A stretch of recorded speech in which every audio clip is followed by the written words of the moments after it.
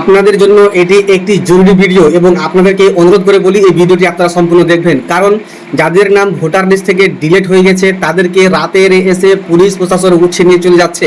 দেখুন স্ক্রিনে লক্ষ্য করে দেখবেন যে রাতের আধারে তাদেরকে বাংলাদেশি বলে সেখান থেকে তাদের বাড়ি থেকে উঠিয়ে নিয়ে চলে যাচ্ছে। দেখুন এবং ভিডিওটিকে আপনারা বেশি বেশি করে শেয়ার করবেন। আমি এখানকার স্থানীয় লোক, স্বাধীনতার আগে আমার দলিল আছে। তুমি একাধিক দলিল আছে। এবছর ভোট দিয়েছি, লিস্টে আমার নাম আছে। হ্যাঁ, আগে কোথা থেকে বাংলাদেশে কোথা থাকতে? আমার জন্ম এখানে, সবকিছু এখানে। তোমার বউ তো বলছে বাংলাদেশে যশোরে থাকতে। সব উল্টো পাল্টা, কোনো সার্ভে না হয়ে আমাদেরকে এইভাবে রাত্রে তুলে এনে নিয়ে চলে যাচ্ছে। আর কিচ্ছু বলছে না, গ্রাম থেকে কেউ আসছে, আরো ছেলেদের নিয়ে চলে যাচ্ছে, কিচ্ছু আসছে। আমরা বলছি যে এত কালকে তো আরো 4 জন নিয়ে আসবে। এইভাবে তো শেষ করে দেবে। মানে আমরা তো বলছি দেখতেই পেলেন যে তারা কিভাবে অনুরোধ করে বলছে যে তাদের কোনো সার্ভাই হলো না, তাদেরকে উঠে নিয়ে চলে যাচ্ছে পুলিশ প্রশাসন।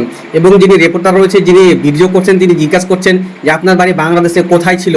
তিনি বলছেন, ওখানকার একজন বলছেন যে আমি এখানে, আমার জন্ম এখানে, আমার সব কিছু, আমি ভোটও দিয়েছি, আমার লিস্টে নাম রয়েছে, তারপর তাকে উঠে নিয়ে চলে যাচ্ছে।